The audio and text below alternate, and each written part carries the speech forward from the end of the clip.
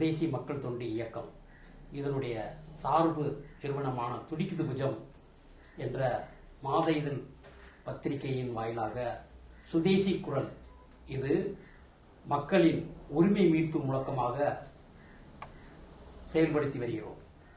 அதற்கான சில கருத்துக்களை உங்களுடன் பகிர்ந்து கொள்ள விரும்புகிறேன்.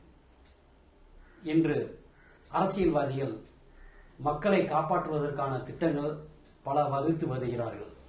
ஆனால் எந்த திட்டங்களும் உண்மையாகவே தமிழக மக்களுக்கு பிரயோஜனம் அளிக்கக்கூடிய திட்டங்களாக இருப்பதில்லை. அரசியல் கட்சி சார்ந்த மக்களுடைய திட்டங்களாகத்தான் இருக்கிறதே தவிர பொதுமக்கள் சார்ந்த திட்டங்களாக இருப்பதில்லை. உதாரணத்துக்கு ஒன்று கூறலாம். இன்று நாட்டையே உலுக்கிக் கொண்டிருக்கிறது மீனவர் பிரச்சனை. இந்த மீனவர் பிரச்சனை என்பது என்னவென்று தெரியாமலே பல பேர் இருந்து கொண்டிருக்கிறார்கள். ஒவ்வொரு மனிதனுக்கும் ஒவ்வொரு விதமான தொழில்கள் இருக்கலாம்.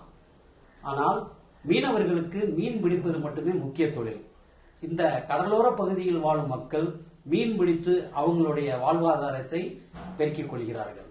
ஆனால் நிம்மதியாக மீன் பிடித்து தொழில் செய்வதை கூட இந்த அரசாங்கம் செம்மையாக செய்து தரப்படுவதில்லை.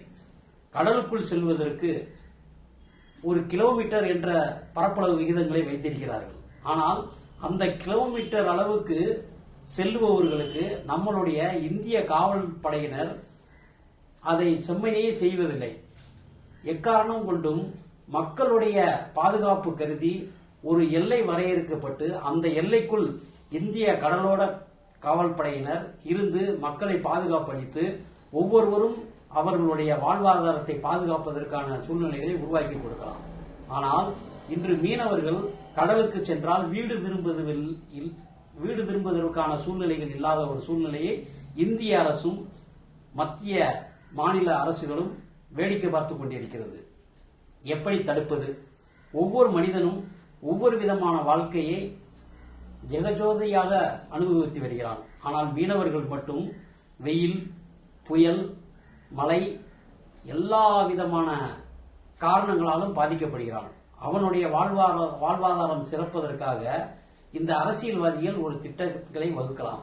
குறிப்பிட்ட எல்லைக்குள் அந்த மீனவர்கள் சென்று மீன் பிடித்து சுகாதாரமான முறையில் வீடு திரும்புவதற்கான சூழ்நிலைகளை உருவாக்குவதற்கு முன்வரலாம். ஆனால் ஒருபோதும் இந்த அரசு, தமிழக அரசாக இருந்தாலும் சரி, இந்திய அரசாக இருந்தாலும் சரி, அதை கண்காணிப்பதில்லை. எப்போது சென்றாலும் கொன்று விடுகிறார்கள், படகை உடைத்து விடுகிறார்கள், மீன் வலையை அறுத்து விடுகிறார்கள். இது போன்ற குறைகளே இருக்கிறது. ஆனால் உண்மையாவே நாட்டில் மக்கள் மீது, அதாவது மீனவ மக்கள் மீது அக்கறை உள்ளவர்கள் இந்த செயலுக்கு ஒரு முடிவு செய்யலாம். ஆனால் முடிவு செய்வதற்கு இதுவரை எந்த நபர்களும் முன் வருவதில்லை. ஒவ்வொரு முறையும் ஒவ்வொருவன் இழக்கப்படுகிறான். ஒவ்வொரு இழப்பீடு என்பது தாங்க முடியாத ஒன்று. உதாரணமாக சொல்லுவது என்றால், ஒரு அரசியல்வாதிகள் பெரிய அளவில் தாக்கப்பட்டால் அது எவ்வளவு பெரிய செய்தியாக கொண்டு செல்கிறார்கள் என்பது மக்களுக்கு தெரியும்.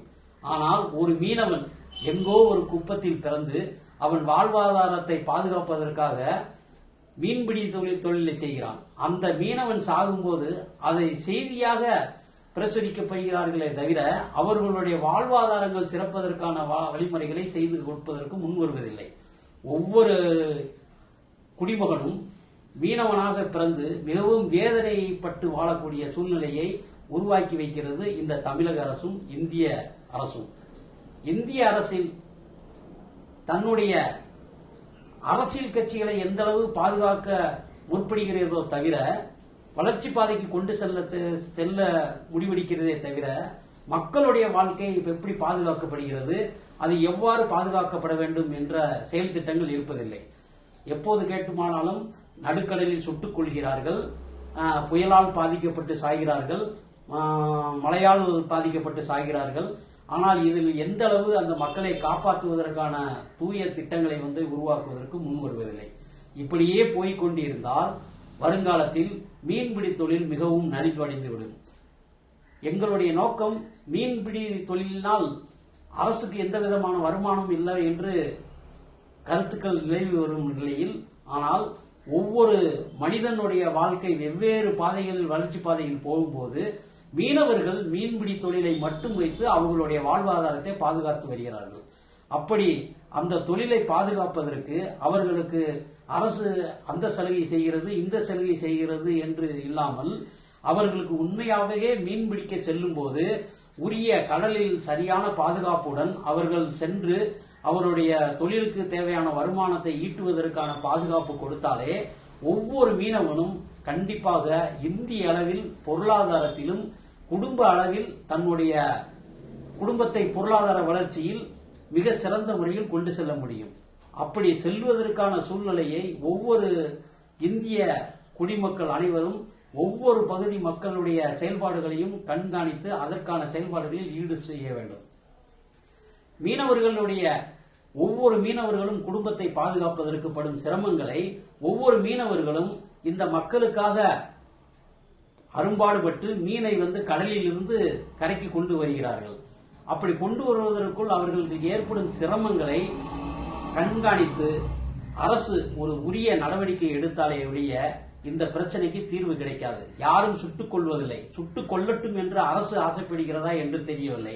ஆனால் இதை ஒரு விளம்பர பிரியர்களாக ஊடகங்களும் நாளிதழ்களும் சிறப்பாக செய்தியை கொண்டு போகிறது. ஆனால் இந்த செய்தி கொண்டு போகும் அளவுக்கு கூட அவர்களுடைய வாழ்வாதாரத்தை பாதுகாப்பதற்கான வழிமுறைகளை செய்யப்படுவதில்லை. ஏன் அரசாங்கம் அந்த அளவுக்கு திறமை இல்லாமல் போகிறதா? திறமை செய்ய வழிவகை இல்லை என்றால் அரசு பொதுத்துறையில் அரசியல்வாதிகள் ஆட்சி பொறுப்பில் இருப்பது தவறு. உடனடியாக ராஜினாமா செய்துவிட்டு தன்னுடைய முடியாத சூழ்நிலையை மக்களுக்கு வெளிப்படுத்தி விட வேண்டும். முடியாதவன் எதற்கு ஆட்சி பொறுப்பிலும் அரசு பொறுப்பிலும் இருக்க வேண்டும்? தேவையில்லாத ஒன்று. மக்களுடைய வாழ்வாதாரத்தை பாதுகாக்க தகுதி இல்லாத அரசியல்வாதிகள் இந்த நாட்டுக்கு தேவையில்லை என்பதே எங்களுடைய கருத்து.